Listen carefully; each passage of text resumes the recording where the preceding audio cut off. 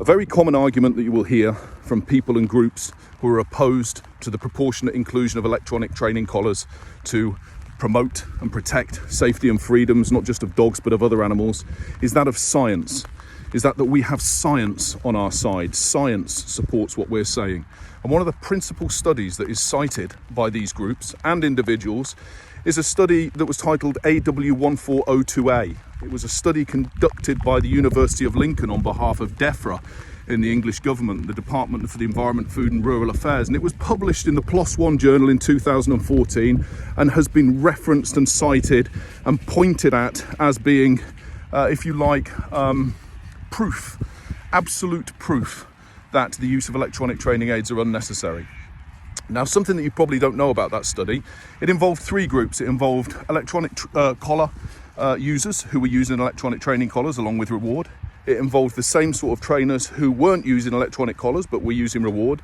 And it involved other trainers who didn't use electronic training collars, didn't believe in electronic training collars, and were just using rewards.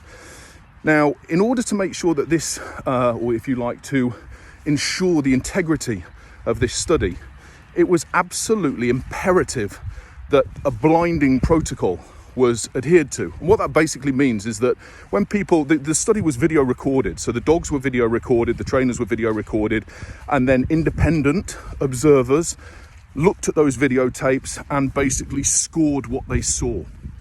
Now, as is well known in not just in science but in common sense in general, everybody has the potential to hold bias. Whether that's consciously or not, everybody has an opinion about something. And something like electronic training collars is something that a lot of people hold very strong opinions about, and obviously therefore have very strong bias towards particular outcomes. So it's important that when observers are looking at the tapes, that they are blind as to which dogs are actually having electronic training collars used, because they're looking at the behaviour of the dogs, and it's important that they can assess that objectively and impartially.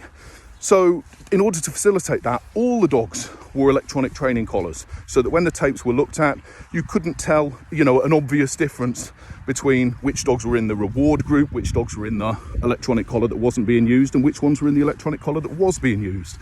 It was purely on the behaviour of the animal that the decisions were made, that the observations were noted and put forward. However, what you won't hear, what doesn't come up in the study itself, what you won't hear the academics and the groups, the organisations who are pushing for a fight to ban electronic training collars based on this rigorous science, this robust science, what they won't tell you is that only the electronic collar user group had transmitters around their neck. Only the people who were actually activating electronic collars had transmitters. So essentially, if you, as an observer with bias, are whether you're aware of it or not, but in this instance, several of the people involved in the AW1402A study had bias because they'd already signed petitions to get electronic collars banned, and in certain circumstances had actually written their objections to the tool to the government before the actual study took place. So it is without doubt that the study contained bias. Now you imagine you're looking at the dogs, you've got a bias, you're looking at the dogs, and you see one group where the trainers have got a transmitter around their neck or in their hand that they're reaching to and pushing. And tell me that that will not influence your decision-making process when you look at the tapes and you score them. Now, that breach of blinding protocol thoroughly destroys the integrity of the University of Lincoln AW1402A DEFRA-funded study. But you will not hear that anywhere. The tapes have been seen. It's absolute truth.